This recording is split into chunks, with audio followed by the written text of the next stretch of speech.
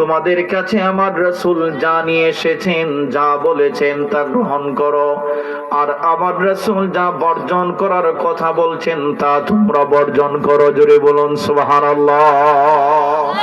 আল্লাহ বলছেন, কে বলুন, কে? আল্লাহ।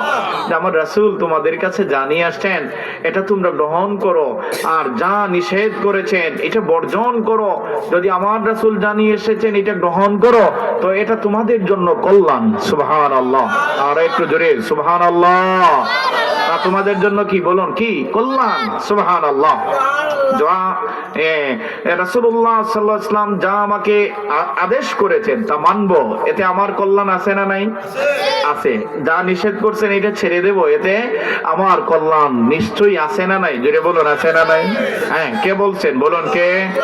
আল্লাহ বলছেন আমার রাসূল নিষেধ করেছেন এটা তোমরা করো না, আমার রাসূল আদেশ করেছেন যতই কষ্ট হোক এটা তোমরা পালন করো, তাতে তোমাদের জন্য আমি রেখেছি কল্যাণ, মঙ্গল। সুবহানাল্লাহ বলুন, সুবহানাল্লাহ।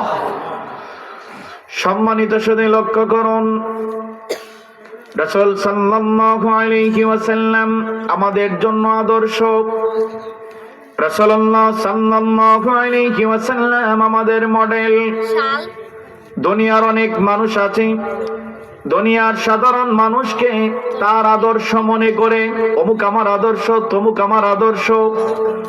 অথচ ইসলাম বলে একমাত্র আপনার আদর্শ হবে নবী মুহাম্মদ সাল্লাল্লাহু আলাইহি ওয়াসাল্লাম।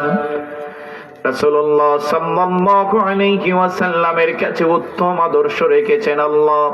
কোরআনে আল্লাহ বলেন, লাকাদ কানা লাকুম ফি রাসূলিল্লাহি উসওয়াতুন হাসানা।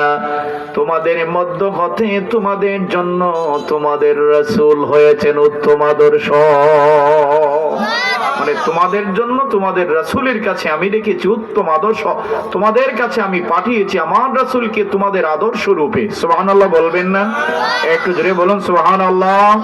তাহলে এখানে বোঝা গেল আমরা যদি আদর্শ কাউকে যদি ফলো করতে হয়, কাউ যদি আমরা আমাদের মডেল আইডল মনে করতে হয়, তিনি মুহাম্মদ সাল্লাল্লাহু আলাইহি, জোরে বলুন সাল্লাল্লাহু আলাইহি ওয়াসাল্লাম, ওনাকে আমরা কি করতে হবে বলুন? আনুগত্য করতে হবে। ওনার প্রত্যেকটা কাজ কর্ম, প্রত্যেকটা কথা বলা, চাওয়া, হাঁটা সবগুলো আমাদের ফলো করার প্রয়োজন আছে না নাই? জোরে বলুন, আছে না নাই? কথা বুঝবেন যে আমি হাঁটবো কেমনে, এটা রাসূলুল্লাহ দেখিয়ে গিয়েছেন। সুবহানাল্লাহ। কথা বোঝা যাচ্ছে? আপনি কথা বলবেন কেমনে, এটা রাসূলুল্লাহ দেখিয়ে গিয়েছেন আপনাকে। সুবহানাল্লাহ। আপনি চুল কাটবেন কেমন করে, এটাও তো রাসূলুল্লাহ দেখিয়ে গিয়েছেন। সুবহানাল্লাহ। আপনি নখ কাটবেন, কোন দিন কাটবেন, কোন নখ থেকে শুরু করবেন, এটারও সুন্নত তরিকা আছে না নাই? জোরে বলুন, আছে না নাই? আপনি যদি মনে করেন নামাজ পড়তেছি এই তো শেষ, শরীয়ত সব মাইনা ফেলছি, কথা খেয়াল করবেন, নামাজ পড়তেছি, রোজা রাখতেছি, এই তো ইসলাম মানছি, শরীয়ত মানছি, না হয় নাই ভাই। এখানে সীমাবদ্ধ না ইসলাম, কথা বলেন না কেন, ঠিক কি না? এখানে কি বলুন? সীমাবদ্ধ না, সীমাবদ্ধতা নেই। ব্যক্তি জীবন থেকে নিয়ে শুরু করে আপনার পরিবার জীবন, আপনার রাষ্ট্রের মধ্যে শিক্ষানীতি, সাংস্কৃতিক নীতি, পররাষ্ট্রনীতি, স্বরাষ্ট্রনীতি, সাংস্কৃতিক নীতি, অর্থনীতি, এবং কি সংসদ কেমনে চালাতে হয় আমার নবী তা দেখিয়ে গিয়েছেন। যদি আল্লাহর রাসূলের আদর্শ বাস্তবায়ন করার জন্য সংসদেও আপনি যদি রাসূলুল্লাহর সুন্নাহ পদ্ধতি আপনি ঢুকিয়ে দেন, আল্লাহ পাক পুরো রাষ্ট্রের মধ্যে শান্তি দান করবেন। জোরে বলুন সুবহানাল্লাহ। বলে রাখা ভালো, যদি আপনার ব্যক্তি জীবনে রাসূলুল্লাহর সুন্নাহ পদ্ধতি নিয়ে আসেন, আপনি ভালো মানুষ হতে পারবেন। সুবহানাল্লাহ। খেয়াল করবেন, আপনি যদি আপনার পরিবারের মধ্যে পরিবার কেমনে চালাবেন এটা যদি রাসূলুল্লাহর সুন্নাত দেখে দেখে আপনি পরিচালনা করেন, পুরো পরিবারকে আল্লাহ শান্তির নীড় বানিয়ে দিবেন। সুবহানাল্লাহ। আমি এক কথায় বলতে পারি, পরিবার জান্নাত হতে পারে। সুবহানাল্লাহ বলবেন না? সুবহানাল্লাহ। যদি রাসূলুল্লাহর সুন্নাহ পদ্ধতি আপনার পরিবারে লাগাতে পারেন, কথা বলেন না কেন, ঠিক কি না? এই জন্য আমাদের প্রত্যেকটা ধাপে ধাপে, প্রত্যেকটা পদক্ষেপে আমরা কি করব বলুন? সুন্নাহকে অনুসরণ করব। বলুন ইনশাআল্লাহ। জোরে বলুন ইনশাআল্লাহ। কেন সুন্নাহকে অনুসরণ করবেন? সুন্নাহকে অনুসরণ করলে কি লাভ আর না করলে কি ক্ষতি, একটু আমি আপনাকে বলি, খেয়াল করবেন। কোরআনের মধ্যে আল্লাহ পাক বলেন, ওয়ালা ইন আতা'তুম বাশারাম মিসলাকুম ইন্নাকুম ইযাল লাখাসিরুন। আল্লাহ পাক বলেন, তোমরা তোমাদের মতো সাধারণ কোন মানুষের আনুগত্য করো না। তাফসীরের কিতাবের মধ্যে আসছে ব্যাখ্যা, মুহাম্মদ সাল্লাল্লাহু আলাইহি ওয়াসাল্লামকে সাধারণ মানুষ মনে করে আনুগত্য করো না। যদি করো ইন্নাকুম ইযাল লাখাসিরুন, ক্ষতিগ্রস্ত হয়ে যাবে। খেয়াল করবেন, এই আয়াতে আল্লাহ বললেন সাধারণ মানুষের আনুগত্য করা যাবে না। নবীকে সাধারণ মানুষ তোমাদের মতো মনে করে আনুগত্য করা যাবে না। অন্য আয়াতে আল্লাহ বললেন, কুল আতিউল্লাহ ওয়ার রাসূল। সুবহানাল্লাহ। যদি তোমরা রাসূলুল্লাহর আনুগত্যটাই আল্লাহর আনুগত্য হয়ে যায়, জোরে বলবেন না সুবহানাল্লাহ? আমি বলতে জোরে বলুন সুবহানাল্লাহ। রাসূলুল্লাহর আনুগত্যটা কার আনুগত্য বলুন? কার? আল্লাহ। আল্লাহ বলেন, আতিউল্লাহ ওয়া আতিউর রাসূল, তোমরা আমার আনুগত্য করো, আমার রাসূলের আনুগত্য করো। সুবহানাল্লাহ। দেখেন, সাধারণ মানুষের আনুগত্য করলে ঈমান নষ্ট হয়, ক্ষতিগ্রস্ত হতে হয়। আর রাসূলুল্লাহর আনুগত্য ছাড়া জান্নাতে যাওয়া যায়? বলুন যায়? আওয়াজ দিয়ে বলুন যায়? কথা বোঝা যাচ্ছে? রাসূলুল্লাহর আনুগত্য ছাড়া আপনি জান্নাতে যেতে পারবেন না। আর সাধারণ মানুষের আনুগত্য কিংবা রাসূলকে যদি সাধারণ মনে করে আপনি আনুগত্য মনে করেন, যে সাধারণ না হয় নাই, কথা বলেন না কেন? ঠিকই না? সাধারণ মনে করে আনুগত্য ছেড়ে দিয়েছেন, তাও হয় নাই। আর সাধারণ মনে করে আনুগত্য করবেন, তাও হয় নাই। আপনি রাসূলকে রাসূল মনে করে আনুগত্য করতে হবে। জোরে বলবেন না সুবহানাল্লাহ? জোরে বলুন সুবহানাল্লাহ। রাসূল সাল্লাল্লাহু আলাইহি ওয়াসাল্লামকে রাসূল মনে করে কি করবেন বলুন? তাহার আনুগত্য করবেন, তাহার সুন্নত মানবেন। তাতে কল্যাণ রেখেছেন কে? আল্লাহর নামটা জোরে বলুন কে? আল্লাহ কল্যাণ রেখেছেন। সুবহানাল্লাহ। সম্মানিত সুধী, লক্ষ্য করুন, গভীর মনোযোগী হয়ে যান। রাসূলুল্লাহ সাল্লাল্লাহু আলাইহি ওয়াসাল্লাম যা করেছেন এগুলোর মধ্যে কল্যাণ রেখেছেন আল্লাহ। রাসূল সাল্লাল্লাহু আলাইহি ওয়াসাল্লাম যা করতেন, কাফেররা রাসূল সাল্লাল্লাহু আলাইহি ওয়াসাল্লামের কথাগুলো তারা মানত। খেয়াল করবেন কথাগুলো। কাফেররা রাসূল সাল্লাল্লাহু আলাইহি ওয়াসাল্লামকে, দেখেন, যেমন উদাহরণস্বরূপ বলি, আমার দিকে আবু জেহেল ছিল তাদের নেতা। বলুন, কাফেরদের নেতার নাম কি? একটু জোরে বলুন কি? কিন্তু ভিতর থেকে আবু জেহেলকে তারা ভালোবাসতো। বলুন, ভালোবাসতো? একটু কথা বলেন না কেন? বাসতো? কিন্তু তাদের নেতা। বলুন, তাদের কি? নেতা। কিন্তু মুহাম্মদ সাল্লাল্লাহু আলাইহি ওয়াসাল্লামের উপর ঈমান আনে নাই। কিন্তু এই কথা তারা বলতো, মুহাম্মদ সাল্লাল্লাহু আলাইহি ওয়াসাল্লাম সত্যবাদী। একটু জোরে বলেন না সুবহানাল্লাহ। কথাগুলো আমি একটা ঘন্টার ভিতরে ইনশাআল্লাহ একটা সমাধান দেওয়ার চেষ্টা করব। খেয়াল করবেন, এটা একটি ক্লাস, শুধু ঘটনা বললেই আপনারা কিছু পাবেন না। কথা বলেন না কেন? ঠিক কি না? একটু খেয়াল করবেন। আবু জেহেল তাদের নেতা ছিল, কিন্তু ভিতর থেকে বলতো এটা একটা বাটফার। কথা বলেন না কেন? ঠিক না? হ্যাঁ। কিন্তু মুহাম্মদ সাল্লাল্লাহু আলাইহি ওয়াসাল্লামকে তারা ঈমান আনে নাই, কিন্তু তারাই আলামিন উপাধি দিয়েছে, সত্যবাদী ছিলেন রাসূলুল্লাহ। সুবহানাল্লাহ। খেয়াল করবেন, রাসূলুল্লাহ সাল্লাল্লাহু আলাইহি ওয়াসাল্লামকে আরবের কাফেররাই আলামিন উপাধি দিয়েছিল। এখানেই শেষ নয়, রাসূল করিম সাল্লাল্লাহু আলাইহি ওয়াসাল্লাম তৎকালীন সময়ের কাফেররাও মানত, বর্তমান সময়ের কাফেররাও মানে। মুহাম্মদ যা করেছেন, তাদের ভাষা মুহাম্মদ সাল্লাল্লাহু আলাইহি ওয়াসাল্লাম যা করেছেন, এটার মধ্যে কল্যাণ আছে। এটা কাফেররা এখনো মানে, তখনও মানত। বলুন, এখনো মানে, তখনও কি করতো? মানত। খেয়াল করবেন, রাসূলুল্লাহ বলছেন যা, এটা মিথ্যা নয়, এটা কাফেররা তখনও জানতো। বলুন, তখনও কি করতো? সংক্ষিপ্ত করে বলি, উমাইয়া ইবনে খালফ বদরের যুদ্ধের পূর্বের দিন, আগের দিন রাসূল সাল্লাল্লাহু আলাইহি ওয়াসাল্লাম বদরের মাঠ পরিদর্শন করলেন আর বললেন যে এই জায়গায় আবু জেহেল হত্যা হবে, এই জায়গায় উতবা হত্যা হবে, ওই জায়গায় উমাইয়া ইবনে খালফ হত্যা হবে। কথা বুঝতেছেন? যুদ্ধের আগের দিন। বলুন, যুদ্ধের কোন দিন? বদরের যুদ্ধের আগের দিন বিকাল বেলা। কথা বোঝা যাচ্ছে? তো উমাইয়া ইবনে খালফ বাড়িতে গেছে। যখন এই কথা উঠছে সবার মুখে মুখে যে উমাইয়া ইবনে খালফ, মুহাম্মদ বলছেন হত্যা হয়ে যাবে, উমাইয়া ইবনে খালফ বাড়িতে গিয়ে বউকে কয়, আমি যুদ্ধে যাইতাম না। বলুন কোথায় যাবে না? একটু খেয়াল করবেন, যুদ্ধে যাব না। কেন? বউকে কেন? মোহাম্মদ বলছে আমি হত্যা হয়ে যাব, মোহাম্মদ বলছে আমি হত্যা হয়ে যাব। নবী যেহেতু বলছেন হত্যা হয়ে যাব, মানে তার ভাষা, সে তো ঈমান আনে নাই, কথা বোঝা যাচ্ছে। মোহাম্মদ যেহেতু বলছে বন্দুকের গুলি মিস, কিন্তু মোহাম্মদের কথা মিস হবে না, মানে তাদের কথা, মোহাম্মদের কথা সত্য হবে। উমাইয়া ইবনে খালফ এই কথা বলে বউকে বললো আমি যাইতাম নাই, যদি পাশের বাড়ি মানুষজন আসে, লিডাররা আসে, বলবে আমি অসুস্থ, তুই বলিস আমি, বলুন তুই বলিস আমি কি অসুস্থ, বাহানা ধরছে। আবু জেহেল আসছে, সে ভাই যুদ্ধের না, কাল না যুদ্ধ, আসো যুদ্ধে যাই। না আমি অসুস্থ। বলুন কি কয়? মূলত কি রাসূলুল্লাহ বলছেন হত্যা হয়ে যাবে, এটা বিশ্বাস করে মনে প্রাণে। মোহাম্মদ যেহেতু বলছে আমি শেষ, কথা বলেন না কেন, ঠিক না? আর রাসূলুল্লাহর কথা মিথ্যা, বলুন রাসূলুল্লাহর কথা মিথ্যা, আওয়াজের মিথ্যা নয়। আবু জেহেল কয়, ও লিডার, তুমি তো আমরা লিডার, তুমি আমাদের লিডার, তুমি না গেলে যুদ্ধ করতো কে? আবু জেহেল ফাম দে, কথা বুঝতেছেন আপনারা? ফাম দিচ্ছে, কয় কি যে তুমি আমাদের লিডার, তুমি না গেলে যুদ্ধ করবে কে? আও লিডার, এইরকম কথা বলে লিডাররা নিয়ে গেছে আবু উমাইয়া ইবনে খালফকে। যুদ্ধ শেষ হয়েছে। যুদ্ধ শেষ হওয়ার পর রাসূল সাল্লাল্লাহু আলাইহি ওয়াসাল্লাম যেখানে বলছিলেন উমাইয়া ইবনে খালফ হত্যা হবে, আবু জেহেল ওই জায়গায় হত্যা হবে, রাসূলুল্লাহ ডাক দিয়েছিলেন, রেখা দিয়েছিলেন, বলছিলেন এই জায়গায় হত্যা হবে, আল্লাহর কসম রাসূল সাল্লাল্লাহু আলাইহি ওয়াসাল্লামের কথা বিন্দু পরিমাণ ব্যতিক্রম হয় নাই। আল্লাহর নবী যেখানে বলছেন ওই জায়গায় উমাইয়া ইবনে খালফ, ওই জায়গায় আবু জেহেল হত্যা হয়েছে। আল্লাহু আকবার বলবেন না? আল্লাহু আকবার। এই কথা বুঝাতে চাইলাম কেন, যে রাসূল সাল্লাল্লাহু আলাইহি ওয়াসাল্লাম যা বলতেন, যা করছেন, যা বলতেন এগুলো সত্য। বলুন এগুলো কি? আওয়াজ দিয়ে বলুন এগুলো কি সত্য। আর যা করেছেন এগুলোতে কি আছে বলুন? কল্যাণ। বলুন কি আছে? একটু জোরে বলুন কি আছে? কল্যাণ আছে। খেয়াল করবেন, রাসূলুল্লাহ সাল্লাল্লাহু আলাইহি ওয়াসাল্লামের সুন্নতকে আপনি কেন মানবেন?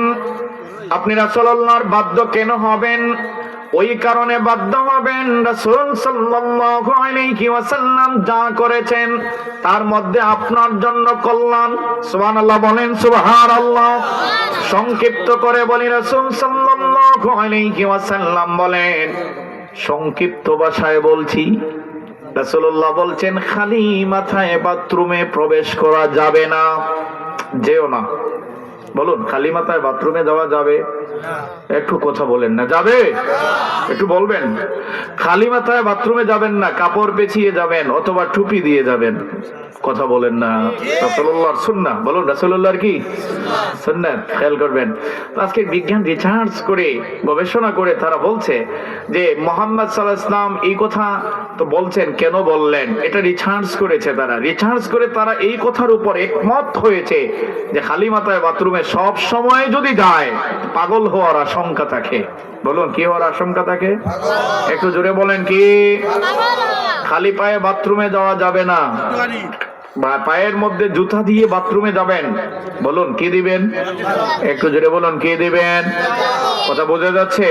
এটা আপনার জন্য জরুরি, কথা বলেন না কেন, ঠিক না? বিজ্ঞান রিসার্চ করেছে যে রাসূলুল্লাহ কেন এটা বলতেন খালি পায়ে বাথরুমে যাওয়া যাবে না, বাথরুমে দিয়ে জুতা প্রবেশ করে, জুতা দিয়ে প্রবেশ করা সুন্নাত। কেন সুন্নত?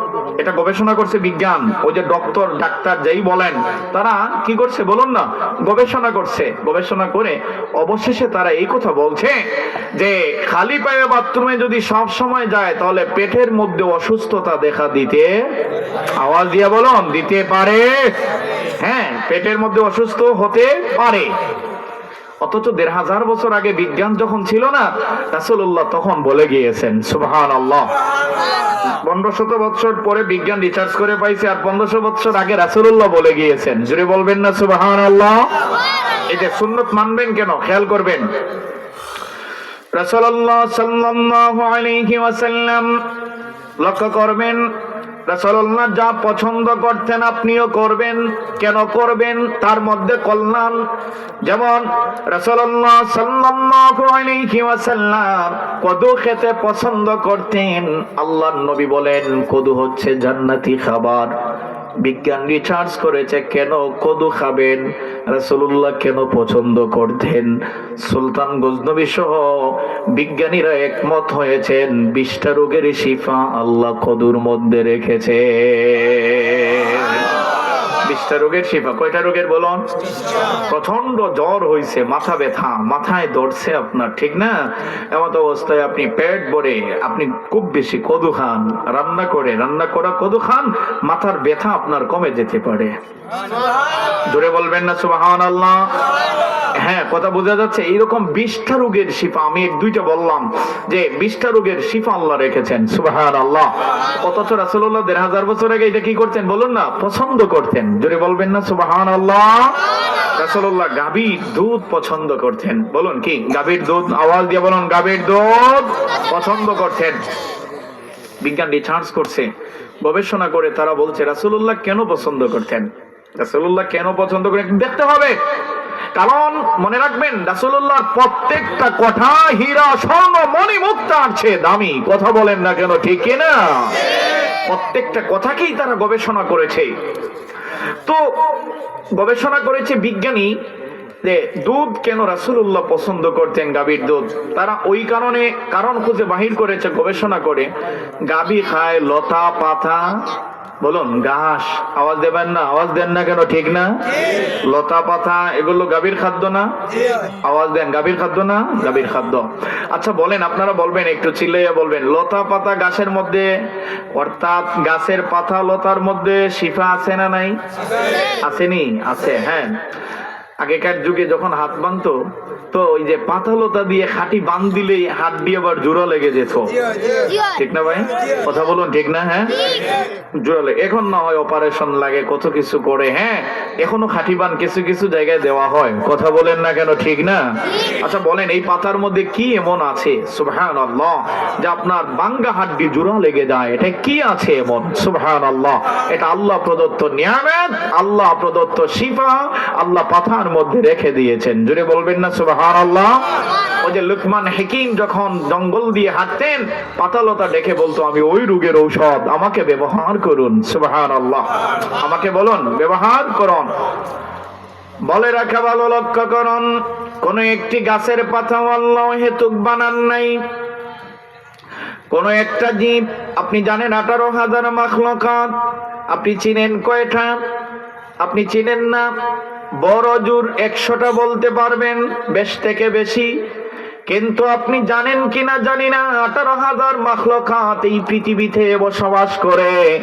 এই 18,000 মাখলুকাত, কোন একটা মাখলুকাত আল্লাহ বিনা কারণে বানান নাই। সবগুলো মাখলুকাত আল্লাহ পাক মানুষের সেবায় নিয়োজিত করেছে। বিষাক্ত সাপ আছে না? বলুন, সাপ আছে না নাই? আওয়াজ দিয়ে বলুন, আছে না নাই? এই বিষাক্ত সাপের এই যে রক্ত, এটাও মেডিসিন হিসাবে কাজ করে। আল্লাহু আকবার বলবেন না? জোরে বলবেন না আল্লাহু আকবার? কথা বোঝা যাচ্ছে? তাহলে বোঝা গেল কোন মাখলুকাত অহেতুক, বলুন অহেতুক নয়। অন্যদিকে দেখেন, গাছের পাতা লতা জিকির করে কার? জোরে বলুন, কার? আমরা মানুষ হয়ে করি না, এটাই হচ্ছে আমাদের ব্যর্থতা। কিন্তু কোন মাখলুকাত আল্লাহর জিকির ছাড়া নাই। প্রত্যেকটা মাখলুকাত আল্লাহর প্রশংসা গায়। ওয়া ইন মিন শাইইন ইউসাব্বিহুনা বিহামদিহি ওয়ালাকিন লা তাফকাহুনা তাসবিহাহুম। এমন কোন গাছের পাতা লতা নাই, এমন কোন কিছু নাই যা আল্লাহর তাসবিহ জপে না। সুবহানাল্লাহ। সবগুলো কার জিকির করে, কার তাসবিহ পড়ে? বলুন, কার? আল্লাহর তাসবিহ পড়ে। সুবহানাল্লাহ। তো যেই কথা বলতে চাইছিলাম, রাসূলুল্লাহ পছন্দ করতেন গাভীর দুধ। কিন্তু গাভীর দুধ কেন পছন্দ করতেন? বিজ্ঞান রিসার্চ করে, গবেষণা করে তারা বলছে যে গাভী খায় লতা পাতা ঘাস, আর এই লতা পাতা ঘাসের মধ্যে যে শিফা আল্লাহ দিয়েছেন, এই শিফাটা গাভীর পেটে যখন চলে আসে, এই ঘাসটা চলে আসে, গাছ থেকে দুধ হয়। গাছ থেকে, বলুন, গাছ পাতাল নির্যাস থেকে দুধ হয়। আর এই দুধটা যখন মানুষের পেটে চলে আসে, ওই পাতালতার মধ্যে যে শিফা ছিল, এটা আপনার পেটে চলে আসছে। সুবহানাল্লাহ বলেন। যে পাতালতার মধ্যে যে শিফা, এটা দিয়েছেন আপনার পেটে কে? জোরে বলুন, কে? এই আপনি ডাক্তার বলে দুধ খাবেন, দুধ খাইলে গাভীর দুধে কি আছে? প্রোটিন আছে। অন্যদিকে বিজ্ঞান ডাক্তার বলে হাড্ডি শক্ত করার জন্য। বলুন কি শক্ত করার জন্য? হ্যাঁ, যে শক্তিশালী করার জন্য আমাদের এগুলো, যে হাড় নরমাল, হাড় দুর্বল হয়ে যায়, এগুলো কিন্তু বড় ধরনের ঔষধ। বৃদ্ধ যারা অনেকেই বলতে পারেন কোমরের হাড় ক্ষয় হয়ে গেছে, এই ক্ষয়টা পূরণীয় জন্য দুধের প্রয়োজন আছে না নাই? গাভীর দুধের প্রয়োজন আছে না নাই? জোরে বলুন আছে না নাই? আছে। তো বিজ্ঞান রিসার্চ করে তারা বলছে যে রাসূলুল্লাহ ১৫০০ বছর আগে কেন পছন্দ করতেন? নিশ্চয়ই কল্যাণ আছে, এই জন্যই তো রাসূলুল্লাহ পছন্দ করতেন। তো বিজ্ঞান গবেষণা করে রিসার্চ করে এটাই বাহির করেছে আল্লাহর নবী সাল্লাল্লাহু আলাইহি ওয়াসাল্লাম যেই কারণে খেয়েছেন, এটা হচ্ছে রোগের শিফা দুধের মধ্যে রেখেছেন। কে? আল্লাহর নাম জুড়ে বলবেন না? বলুন কে? আপনি মধু রাসূলুল্লাহ পছন্দ করতেন, সুবহানাল্লাহ বলবেন না? সুবহানাল্লাহ। আমি যা রাসূলুল্লাহ পছন্দ আমি অল্প করে বলতেছি। মধু রাসূলুল্লাহর পছন্দনীয় খাবার। বিজ্ঞান বলছে পানিবাহিত যত রোগ আছে আপনার শরীরে, সব রোগের শিফা আল্লাহ মধুর মধ্যে রেখেছেন। আপনার হার্ট দুর্বল কিংবা হার্ট সুস্থ রাখতে চান, সকালবেলা আপনি 1 চামচ মধু আর অল্প 1 চিমটি কালিজিরা খান, হার্ট আপনার শক্ত থাকবে। সুবহানাল্লাহ। সবল থাকবে। শক্ত রাখবেন কে? জোরে বলুন কে? দেখেন এই কালিজিরার কথা রাসূলুল্লাহ আজ থেকে ১৫০০ বছর আগে বলে গিয়েছেন যে মৃত্যু ব্যতীত সব রোগের ঔষধ। আর বর্তমান বিজ্ঞান এটাকে রিসার্চ করে বলছে অবশ্যই বাস্তব। হার্ট থেকে নিয়ে শুরু করে সব রোগের শিফা কালিজিরার মধ্যে রেখেছেন কে? জোরে বলুন কে? এই জন্য আপনি রাসূলুল্লাহর সুন্নতে নববী পাবন্দী হয়ে যেতে হবে। রাসূলুল্লাহর আনুগত্য আপনি কেন করবেন? রাসূলুল্লাহ সাল্লাল্লাহু আলাইহি ওয়াসাল্লাম যেমনি চলছেন আপনি যদি তেমনি চলেন, সত্যিকার অর্থে মানুষ হতে পারবেন। সুবহানাল্লাহ বলবেন না? সুবহানাল্লাহ। রাসূলুল্লাহ সাল্লাল্লাহু আলাইহি ওয়াসাল্লাম চলার পথে সিনা নিচের দিকে রাখতেন। সুবহানাল্লাহ বলেন। চলার পথে একটু কথা বলবেন। চলার পথে সিনা কোন দিকে রাখতেন? আওয়াজ বড় করুন। কোন দিকে? নিচের দিকে রাখতেন। সুবহানাল্লাহ। খেয়াল করবেন এই যে সিনা, বুক, আমরা অনেকেই হাঁটি বেটাগিরি হাঁটা, অহংকার নিয়ে। কথা বলেন না? যেটা ঠিক না ভাই? একেবারে সিনাটা নাই, এটা নাই হাঁটে। এই সিনা দিয়েছেন কে? আল্লাহ। অহংকার, জমিন অহংকারের জায়গা। বলুন অহংকারের জায়গা না। মনে রাখবেন আজকে যে মাটির উপর আপনি হাঁটছেন, এই মাটির নিচে আপনাকে একদিন যেতেই হবে। কথা বলুন না? ঠিক না? আজকে যদি অহংকার না নিয়ে নমনীয় হয়ে হাঁটেন, কবর মাটি আপনার সাথে ভালো ব্যবহার করবে। একটু জোরে সবাই বলুন সুবহানাল্লাহ। মুখ নাড়াইলেই হবে না, জবান খুলে জোরে বলবেন। যত আবেগ নিয়ে বলবেন তত খুশি হবেন কে? কথা ক্লিয়ার না? আবেগ নিয়ে বললে খুশি হন না আল্লাহ? আমি যদি এই চাচার কথা খুব মনোযোগ দিয়ে শুনি, উনি খুশি হবেন। আর যদি আমি আনমনা হয়ে শুনি, উনি খুশি হবেন না। ঠিক তো আপনি মনোযোগ দিয়ে শুনবেন, আবেগ দিয়ে বলবেন, আল্লাহ খুশি হবেন। সুবহানাল্লাহ। কথা বোঝা যাচ্ছে? সম্মানিত সুধী খেয়াল করুন কথাগুলো, খেয়াল করবেন। তো আপনার সিনা কোন দিকে থাকবে বলুন না? মাটির দিকে। বলুন কোন দিকে? মাটির দিকে রাখবেন। এটা সুন্নাত। বলুন এটা কি? আচ্ছা বলেন তো, আপনার পাড়া প্রতিবেশীর কেউ যদি সিনা টানায় হাঁটে আর আরো একটা ছেলে যদি সিনা নিচের দিকে রেখে ভদ্রভাবে হাঁটে, দুইজনের মধ্যে উত্তম কে? যিনি সিনা নিচের দিকে রাখছেন, চলার পথে নমনীয় হয়ে হাঁটছেন, অহংকার না নিয়ে হাঁটছেন, অহংকার তার মনে ছিল না, ওই মানুষকে তো পাড়া প্রতিবেশী ভালোবাসে। জোরে বলেন না কেন? ঠিক না? না অহংকারীকে ভালোবাসে কেউ? বলুন অহংকারীকে ভালোবাসে? একটু জোরে বলুন ভালোবাসে। অহংকার নিয়ে হাঁটবেন তো বিপদে পড়বেন। কথা বলেন না কেন? ঠিক না? হ্যাঁ, মনে রাখবেন একটি কথা, এলাকায় আপনি অহংকার নিয়ে চলবেন না, আপনি ভাব নিয়ে চলবেন না। আল্লাহর ওয়াস্তে হাতে ধরে বলি, আপনার প্রয়োজনে পায়ে ধরেও বলতে রাজি, তারপরও ইসলামের পথে চলার প্রয়োজন আছে না নাই? বলুন আছে না নাই? আওয়াজ বড় করুন, আছে না নাই? কেন আপনি ভালো করে হাঁটবেন? কেন আপনি নমনীয় হয়ে চলবেন? লক্ষ্য করুন, হাদিস শরীফের মধ্যে আসছে একজন মানুষ ইন্তেকালের পর যদি পাড়া প্রতিবেশীর লোকেরা বলে মানুষ বড়ই ভালো ছিল, খেয়াল করুন, মানুষ মরে যাওয়ার পর ওই মানুষ সম্পর্কে যদি আপনার প্রতিবেশী বলে মানুষটা ভালো ছিল, এই কথা যদি মানুষের মুখ থেকে আওয়াজ উঠে যায়, আল্লাহ পাক বলেন আমার বান্দাকে, রাসূলুল্লাহ বলেন ওই উম্মতকে আল্লাহ পাক মানুষ ভালো বলার কারণে ভালো বলে বিবেচিত করে সাক্ষী ওই মানুষগুলোকে করে আল্লাহ ওই বান্দাকে মাফ করে দিবে। অনেক মানুষ মরে যাওয়ার পর আমরা বলি না ভালো আছিল রে বাবা, এটা কথা বলেন না কেন? জোরে বলেন, বলি না ভাই যে মানুষটা বড় ভালো আছিল রে বা, গেলাগি আল্লাহ নিলাগি। হ্যাঁ, এই কথাটা সাক্ষ্য থেকে যায়। সুবহানাল্লাহ, আল্লাহ এই সাক্ষ্যটাকে কবুল করে নিয়ে ওই বান্দাকে মাফ করে দেন। সুবহানাল্লাহ, কথা ক্লিয়ার বুঝছেন? এই জন্য আপনি ভালো মানুষ হবেন। এই জন্য বলুন আপনি কি হবেন? নমনীয় হয়ে হাঁটবেন, অহংকার নিয়ে নয়। আপনি ভালো মানুষ হয়ে হাঁটার প্রয়োজন আছে না নাই? একটু জোরে বলুন, আছে না নাই? আবার অন্যদিকে যদি কোনো মানুষ সম্পর্কে আপনার পাড়া প্রতিবেশী খারাপ সাক্ষ্য দেয় যে বলা মরছে ভালো হইছে, কথা বলেন না? একটু বলবেন, আমি বলার আগেই বলবেন, আমি খুশি হব যে এরকম মানুষ আছে না নাই? মরছে রে বলা হরছে, কথা বলেন না কেন? ঠিক না? তার কাজটাই আছিল গুড়ি দিয়ে আর গুড়ি লাগাইতো রে, বলাটা হরছে। এই কথা যদি লোকেরা বলে, পাড়া প্রতিবেশীর লোকজন বলে, এটা সাক্ষ্য থেকে যায়। আর এই সাক্ষ্যকে আল্লাহ কবুল করে নিয়ে, অর্থাৎ আল্লাহ পাক এটাকে কবুল করে নিয়ে তাকে জাহান্নাম দান করেন। বলুন কি দেন? জাহান্নাম দেন, জাহান্নামে পাঠিয়ে দেন। এই জন্য আমাদের চলাফেরা হবে রাসূলুল্লাহর সুন্নাত অনুযায়ী। রাসূলুল্লাহ সিনা নিচের দিকে দিয়ে হাঁটতেন, আপনিও হাঁটবেন, সমাজে আপনি ভালো মানুষ হিসাবে সাব্যস্ত হবেন। কথা বলেন না কেন? ঠিক কি না? কথা বুঝছেন? হ্যাঁ, রাসূলুল্লাহ সাল্লাল্লাহু আলাইহি ওয়াসাল্লাম কথা বলার সময় হাসি মুখে কথা বলতেন। খেয়াল করুন কথাগুলো, অত্যন্ত গুরুত্বপূর্ণ কথা। রাসূলুল্লাহ সাল্লাল্লাহু আলাইহি ওয়াসাল্লাম কথা বলার সময় হাসি মুখে কথা বলতেন। আপনিও হাসি মুখে কথা বলবেন, মানুষ ভালো পাবে। অন্যদিকে রাসূলুল্লাহ বলেন হাসি মুখে কথা বলা ব্যক্তি সদকা করে নাই টাকা, সদকা করে নাই গরু, সদকা করে নাই খাসি, কিন্তু বান্দা যখন হাসি মুখে মানুষের সাথে কথা বলবে, আমার আল্লাহ ওই বান্দার আমলের মধ্যে সদকার সওয়াব দান করবে। কথা বোঝা যাচ্ছে? আমি প্রত্যেকটা কথা আদেশ সূচক বলছি, খেয়াল করবেন কথাগুলো। যে হাসি মুখে কথা বলবেন, আপনি একজনকে পাইছেন, আপনি তাকে বলবেন আসসালামু আলাইকুম, কেমন আছো ভাই? হাসি মুখে তাকে জিজ্ঞাসা করবেন। কথা বলেন না কেন? ঠিক না?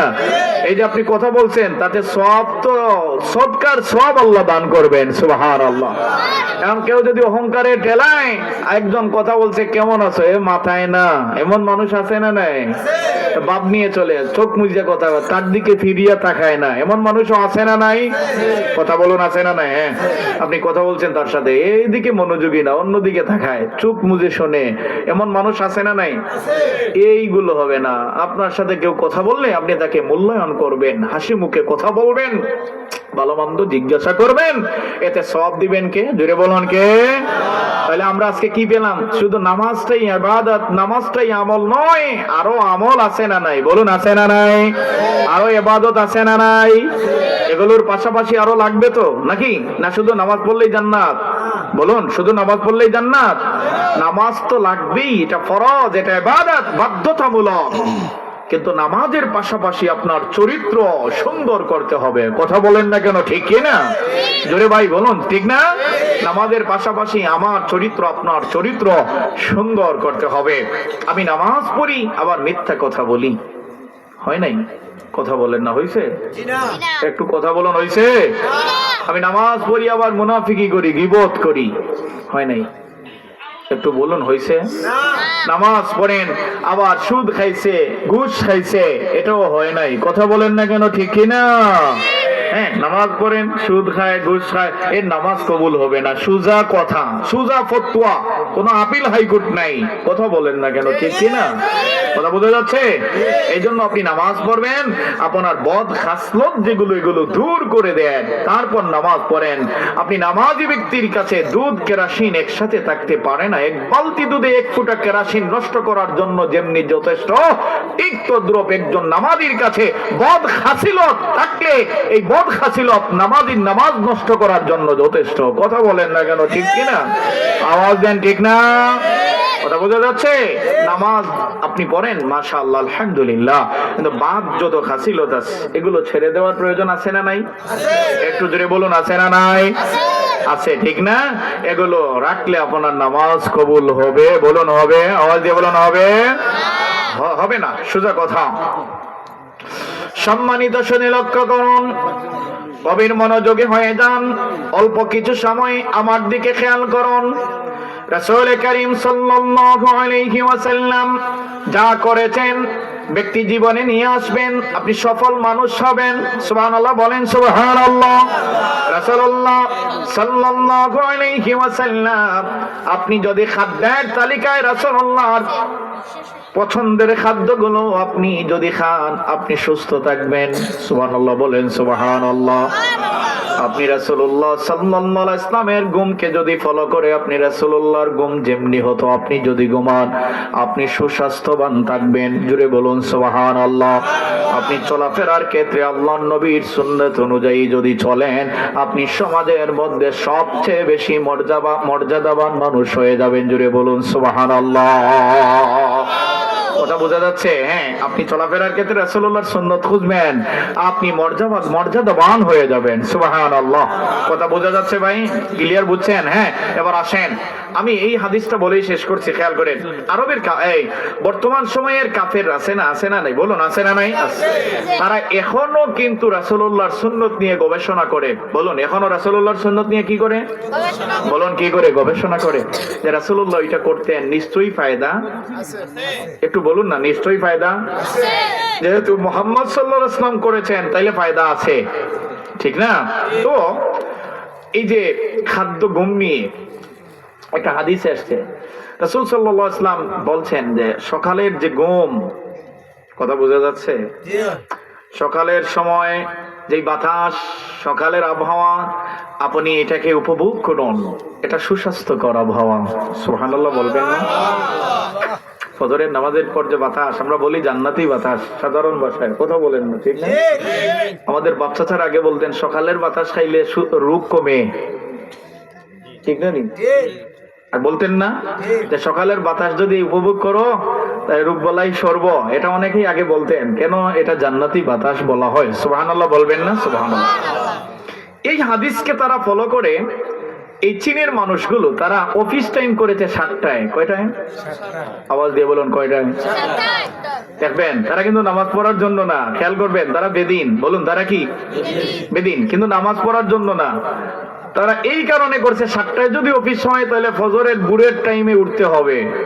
কথা বলেন না কেন? একটু জোরে বলুন, ঠিক না?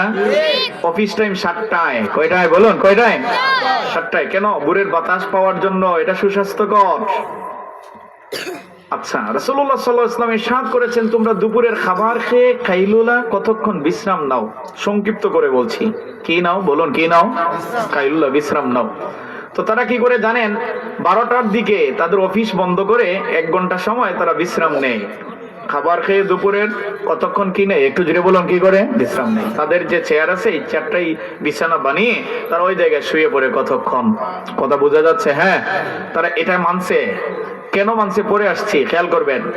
রাসূল সাল্লাল্লাহু আলাইহি ওয়াসাল্লাম বলছেন কাইলুলা করো, তো নিশ্চয়ই এটার মধ্যে ফায়দা আছে না নাই? বলুন, আছে না নাই? সারাদিন কাজের পরে উচ্চ রক্তচাপ, কথা বোঝা যাচ্ছে? হ্যাঁ, এটা যদি আপনার স্বাভাবিক রাখতে হয় তাহলে আপনার বিশ্রামের প্রয়োজন আছে না নাই? আল্লাহ, কথা বলেন না, আছে না নাই? কথা বোঝা যাচ্ছে? আপনার শরীর স্বাস্থ্যকে যদি স্বাভাবিক রাখতে হয়, ভালো রাখতে হয়, তাহলে আপনি একটানা, আপনি তো প্লাস্টিক না, আপনি একটানা কাজ করবেন না, মাঝখানে বিরতির প্রয়োজন আছে না নাই? জোরে বলুন, আছে না নাই? তো রাসূলুল্লাহ বলছেন দুপুরের টাইমে কাইলুলা করো, বিশ্রাম করো। তারা এটা মানলো।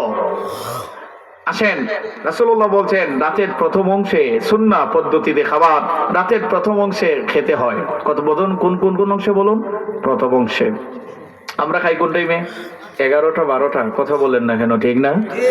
10টার কমে তো আর খাবার নাই। আর যে এর আগে খায়, দূর বেটা, মুরগুর লোকে খাইলাস নি তুই। কথা বলেন না, আছে না নাই? বলুন, আছে না নাই? তো তারা দেখেন আপনার 7টার দিকে খাবার খেয়ে 9টা 10টায় ঘুমায়, ঠিক না? আমরা খাবার খেয়ে 10টা 11টায় খাবার খেয়েই ঘুমাই। কথা বলেন না কেন? আমরা মানি নাই, তারা মানছে। কথা বলুন না, ঠিক না? আমরা মানি নাই, তারা কি করছে? মানছে। এদিকে কাইলুলা তারা করে, আমরা করি না। কাইলুলার সময়, দুপুরের বিশ্রামের সময় আমাদের কাজ শুরু করি। কথা বলেন না কেন? একটু জোরে বলুন, ঠিক না? কারো যদি সন্দেহ একটু বলবেন। 10টা 11টায় আমাদের অফিস খোলা। কথা বলেন না, ঠিক না? গাড়ি নিয়ে বাইসা বাহির হইছেন 12টায়। কথা বলেন না কেন, ঠিক না? উনি রুজি করবেন কখন? মুরব্বী চাচাদেরকে জিজ্ঞাসা করবেন, সকালের টাইম বরকত